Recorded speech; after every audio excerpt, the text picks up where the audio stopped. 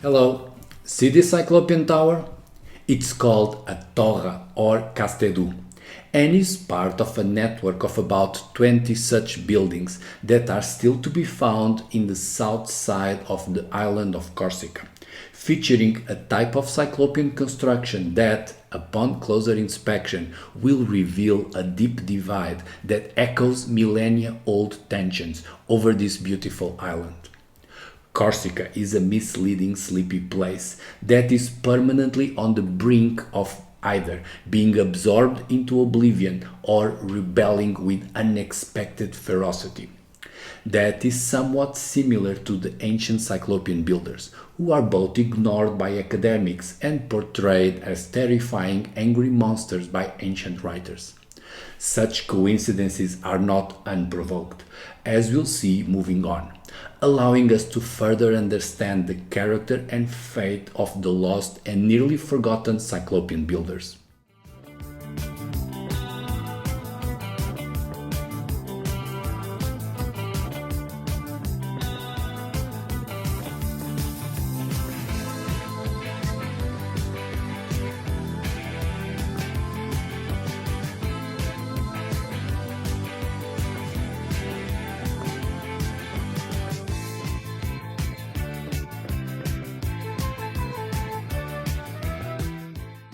The island of Corsica is famed for the short temper of its inhabitants, capable of wreaking havoc on a continental scale if their nap time is disturbed. However, upon contact, this idea could not seem to be further away from the truth. The island is idyllic, and the people there are generally warm and nice, nothing like the unpleasant Parisienne. The gentle nature of the island is best illustrated by the oriu, that are some little hobbit houses built on rock cavities made by salt erosion.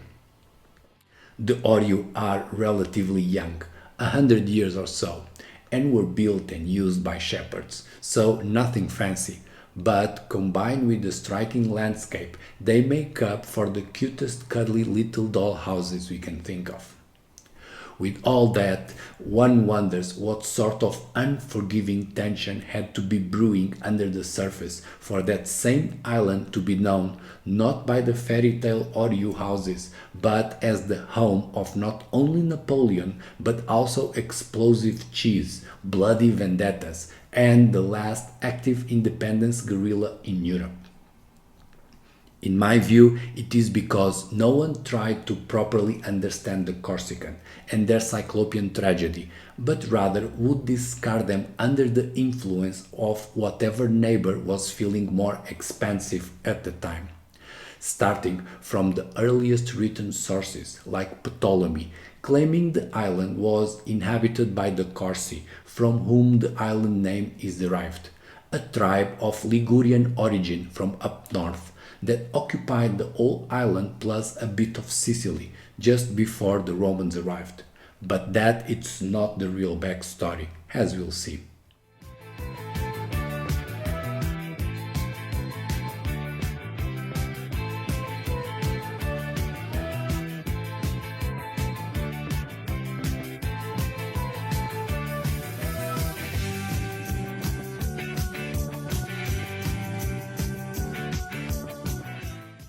First things first, let's start with the big old rocks, the megaliths. Those are the dolmens and menhirs, to be found all over Corsica, and that's nothing special to begin with. One can find those big boys all over Europe. They are the earliest trace of a connected culture in the continent, and even beyond. Since at least the 4th millennium BC, most of Europe, shared a single cultural background, and those people were building majestic stone structures to prove it. However, there are always local variances to consider. And for that, we notice something unique not about the dolmens that are quite bland, but in the menhirs. These are not the average dull standing stones. They are sharp, have some character and strength. They look undisturbed, yet ready for action. Often, the Corsican menhirs are parading in units or rows, to this day better coordinated than a Belgian battalion. And they are not that small either. Just the site of Pelagio has some 250 stones alone. That's high level concentrations.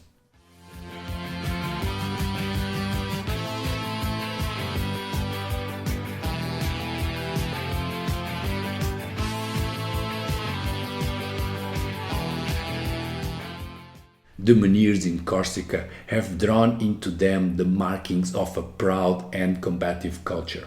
Quite literally, I mean figuratively, with carvings of armor and sword that evoke a Cyclopean connection. The helmets are similar to those used by the Chardin when they were invading Egypt during the Bronze Age collapse, and the swords are of Mycenaean style. Cyclopean or not, such carvings are quite rare in menhirs, not only in mainland Europe, where menhirs are just flat standing stones, but also in Corsica, with only a few of them have ever been harmed. Consequently, if most of the menhirs in the alignments are just plain stones and only a few of them have been decorated, this suggests two phases for the culture. One that was lining up tall stones, similar to the ones we can find in Carnac, in northern France. And then the other that would take the previous work one step further with the carvings. Personally, I suspect the second group did that by modifying existing plain menhirs and not by erecting new ones.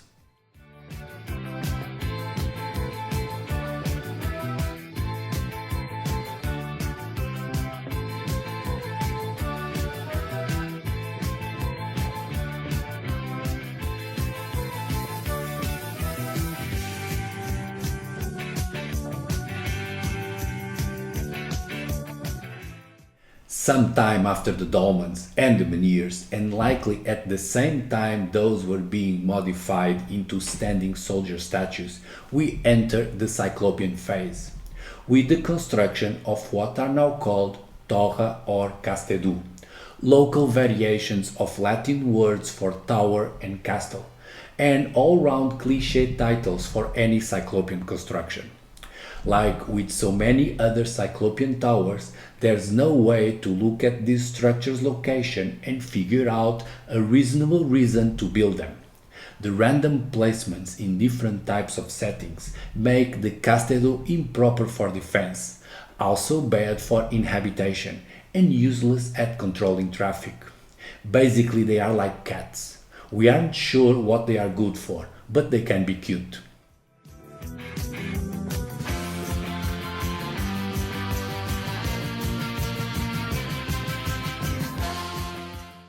These scattered casted'du, of which there are left under 20 of them, are circular structures with concentric dry stone walls, meaning with blocks of irregular shapes, without mortar to glue the stones, but of varied skill set, ranging from the basic crumble of rocks to some big blocks or even to a few fine-fitted ones. It's a stretch to call them polygonal, because none of the surviving casted'du has fit-to-purpose irregular stones, as we see in the more interesting Cyclopean sites elsewhere. Also, it is a stretch to call them Cyclopean, in the sense of being built by mythical giants, or with massive boulders. A few stones are large enough to be troublesome, but not nearly worthy of giants. However, they are Cyclopean in my preferred application of the word, as part of that ancient lost culture that once occupied all of southern Europe and is recognizable by more than one particular building technique. The Cyclopean nature of the casted'du is revealed by the language. both via direct sources with Seneca the Younger, who had been exiled in the island and hated it, revealing that people in the interior hills spoke an Iberian language, but also indirectly via the Nuragi in Sardinia, also using a familiar to the Iberian language, as spoken by the Cyclopean builders from Spain to Georgia, thus making a strong connection with all those other regions with a knack for building Cyclopean towers, and ultimately proving the Cyclopean builders were a real culture.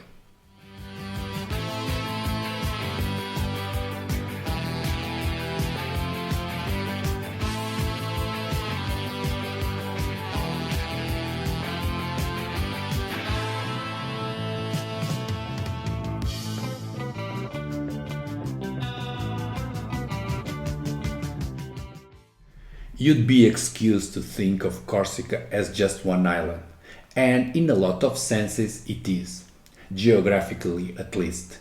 But that's not the whole story. For several purposes, and in particular during Cyclopean times, this place was divided in two areas or regions, clearly separated not by water but by mountains. Corsica is crossed in half by a steep mountain range with plenty of snow during winter time. That made traveling by sea much easier than by land. And since the locals were already on a boat, it meant Sardinia was just as accessible from the south of Corsica as the north side of the island. Then it is also interesting to note that all the Torrean casted'du are located exclusively on the south half of the island, implying that during the Cyclopean times this south part was culturally united with Sardinia and separated from the north. Now you may wonder, what was going on the north side? Well, nothing good, I suspect. They have menhirs and dolmens, although only of the plain type, and not of the carved ones with helmets and swords. And also they are lacking Cyclopean constructions up north. This means that from the time it took to go from the megalithic epoch into the Cyclopean era, 1 or 2,000 years later, the island was left divided in two, with either an invasion from the south bringing in the Cyclopean builders or from the north exterminating them. It was like this. Either the Cyclopeans are the inheritors of the megalithic culture, then it means the invasion was coming from the north, since the island was already megalithic and only half of it became Cyclopean. Or, alternatively, if the megalithic builders are unrelated to the Cyclopean ones, then south was the path taken to bring the Cyclopean culture in. Ultimately, answering this simple question will give us a shot at deciphering the origin and destiny of the Cyclops. But for that, we'll have to look around outside of the island.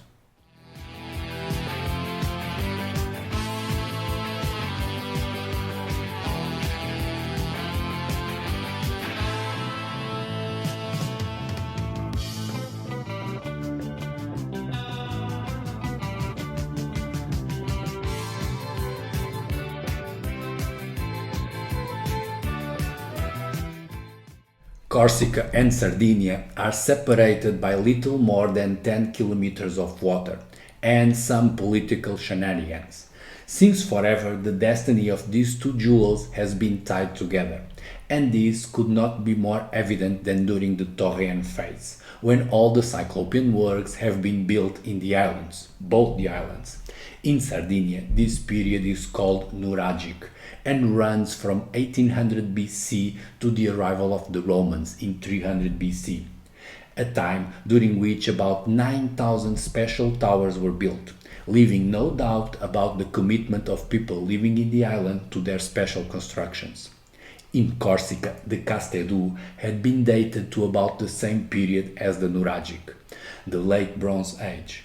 However, further investigations with the benefit of carbon-14 dating, the discovery of tools made with Sardinian obsidian and common sense, managed to uncover that the Torrean had their origin 1,000 years earlier, thus limiting the likelihood of the Cyclopean constructions in Corsica being an import from Sardinia.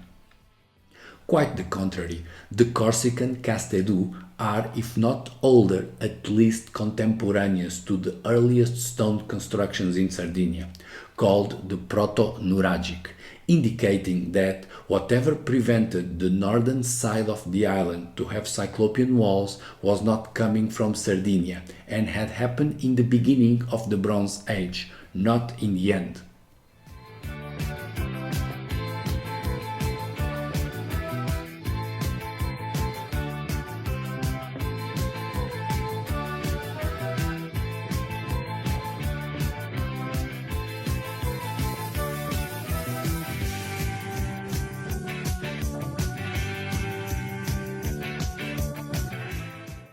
Surely no clear present danger could have come from the west. The seas on that side are open and wide, too much for a broad scale invasion, but enough for peaceful interactions, and there was plenty of those since the Paleolithic. Directly west of Corsica, we find the Balearic Islands that have their own brand of Bronze Age Cyclopean construction, called the Talayot. Despite some misjudgments by academics, the Talayot are closely related to the Nuragi and Torrean, and we can even say they are an improved version with some sophisticated stonework present in the Balearic Islands being superior in terms of skill to what is to be found in Corsica. The close relationship between the Talayot and the Torrean, between Menorca and Corsica, is undisputed, with the Cyclopean connection going as far as western Iberia, with likely the most pressing example of this connection being that a third of the Sardinia, by the time of the Romans arrived, was inhabited by people called the Balari. And that's a striking similar name to the Balearic, living in the islands to the west. For those speaking Romance languages, note that there are no whales in the Mediterranean Sea, so the name Balaric or Balearic was not due to fat shaming, but just another way of saying Cyclopean, like Iberian or Pelasgian.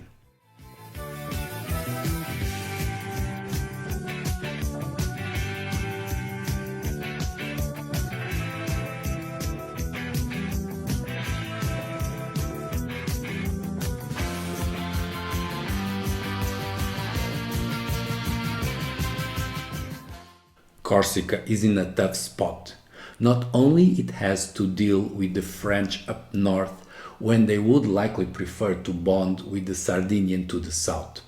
The easiest path from the mainland into the island is actually coming from the west, via the island of Elba, that more than once functioned as the escape route for the Corsican. You know who I'm talking about. The small island of Elba has menhirs, but that much we should be used by now, since everywhere in Europe has such standing stones. It's the existence or not of Cyclopean walls that could be revealing. Unfortunately, there are no proper Cyclopean walls in Elba, but that is overcompensated with the number and quality of these polygonal wonders in mainland Italy, featuring some of the most awesome examples of the work, such as the cases of Orbetello or Cosa nearby. Those walls are too good for our sake, to be honest. The Cyclopean works in mainland Italy are not the same scope and quality as the Torrean in Corsica. It's a completely different style, with massive boulders and sharp angles, thus leading us to conclude the event that separated north from south in Corsica did not have its root in the Etruscan lands.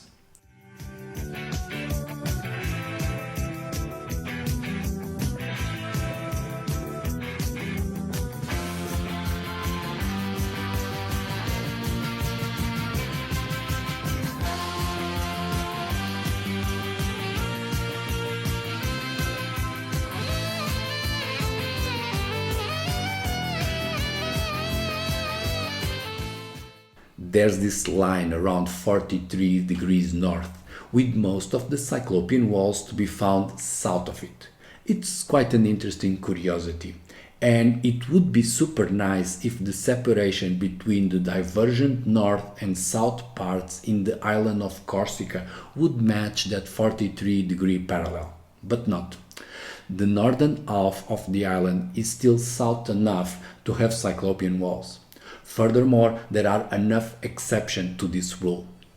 Two such exceptions are the Castellieri in Istria and the Castellaras in the Alps Maritime, both sharing similar names and other quirks, enough to be worth some videos about them on their own, something that I'll do if you keep pushing me to continue. Moving on, for the sake of Corsica and its cyclopean-less northern half, the bad news seemed to have come from the north, from France, as most Corsicans would have immediately guessed. How could this be? Well, it's like this. The Castellara are themselves victims of occupation by non-stone building brutes. In the south of France there are but a handful of rough cyclopean construction, all in a tiny small area within the overrated Blue Coast that was later occupied by Celts, with the Romans calling the whole place Transalpine Gaul. We will not solve the drama of the Castellara and their likely builders, the Ligurian, not this time. But one look at the map is enough to let us know what was cooking back then. Some dark force came in from the north and eliminated all the Cyclopean builders from this side of the world, leaving only two small pockets, the Castellara in that area in the Alps and the Torrean back in the south of Corsica.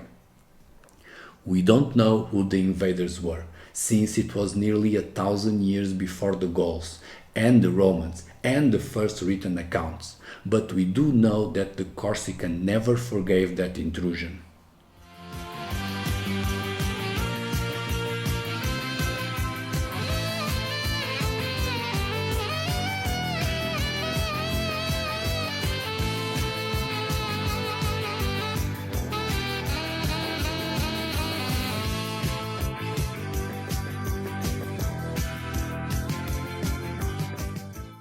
Here's the thing. Corsicans are a proud people that can hold a grudge for a long time, and to this day they haven't come to terms with the divisions in the island, imposed by their neighbors from the north during Cyclopean times. And I won't blame them, because that invasion deprived Corsica of the best works ever done by the Cyclopean cultures they were closely related to. This damage was made first by occupying the northern half of the island, and secondly by causing sufficient stress for the casted'du to remain underdeveloped, with only a few being built instead of the thousands in nearby Sardinia, and also with inferior quality stonework compared to the ones in mainland Italy or the Balearic Islands. The original inhabitants of Corsica were a true part of the ancient lost Cyclopean culture, the one stretching from Lusitania to Georgia. But then the island, welcoming as it is, failed to protect them from the upcoming brutes invading from the north, and thus limited the scope of the Cyclopean work to a few casted'du. For a true Corsican, there cannot be a worse insult than saying that island got it worse than anywhere else. But that much is what the ancient people were saying of the next Cyclopean site, even calling it the Garden of Eden, as we'll see.